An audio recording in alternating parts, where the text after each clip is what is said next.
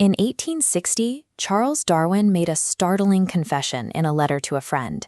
He admitted that he cared more about the inner workings of a tiny insect-eating plant than he did about the origin of all the species in the world. He was captivated by the sundew, spending hours documenting how this seemingly passive piece of flora used its glistening, sticky tendrils to snare prey. This obsession led to his 1875 treatise on carnivorous plants. In it, he pointed to a different group, the Saxifraga genus. He noticed their stems were covered in sticky, glue-like hairs, and he suspected these structures were designed to trap insects for food. He ran feeding experiments to test his theory, but 19th-century biology lacked the precision to see what happened inside the plant's cells. He could see the bugs getting stuck, but he couldn't prove the plant was actually digesting them. Without proof of digestion, his hypothesis sat on the shelf for 150 years, remaining one of the most intriguing open files in evolutionary biology. That investigation eventually led researchers to the southern edge of the Qinghai-Tibet Plateau, in the high-altitude forests of the Hengduan Mountains. Here, clinging to rocky, nitrate-starved soil, grows Saxifraga candelabrum. It is a perennial herb that thrives at elevations above 8,000 feet, where nutrients are extremely scarce. When scientists studied the plant in the field, they found that a single mature specimen held an average of 70 dead insects, mostly mosquitoes and gnats, stuck to its stems.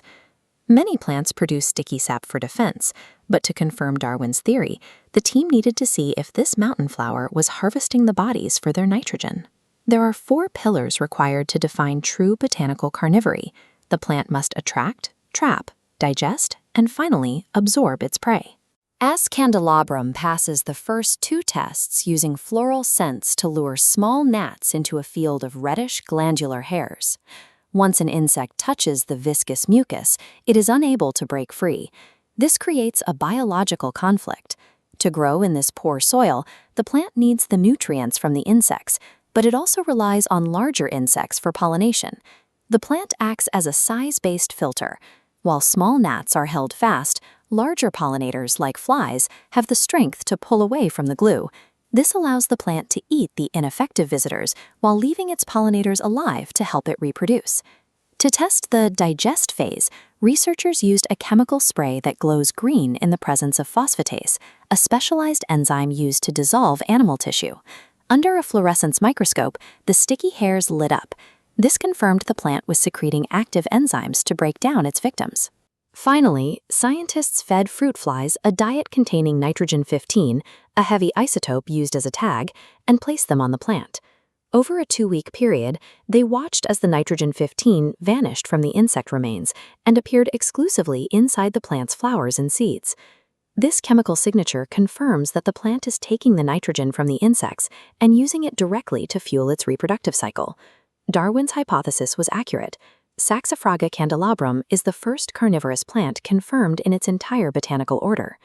Modern genetic sequencing has now revealed a deeper connection between this alpine flower and other predatory species. Its DNA contains the same genetic toolkit for attracting and digesting prey used by the Venus Flytrap. Even though these plants are only distantly related, they use the same code to eat meat. This suggests that the ability for carnivory might be widespread, lying dormant in species that simply haven't been tested yet. Geneticists are now looking at how to apply this toolkit to modern agriculture. By mapping these traits, scientists hope to help crops like tomatoes or potatoes trap and digest their own pests. Following the trail Darwin started 150 years ago has revealed more than a botanical curiosity. It has provided a blueprint for crops that could protect themselves and thrive on their own pests.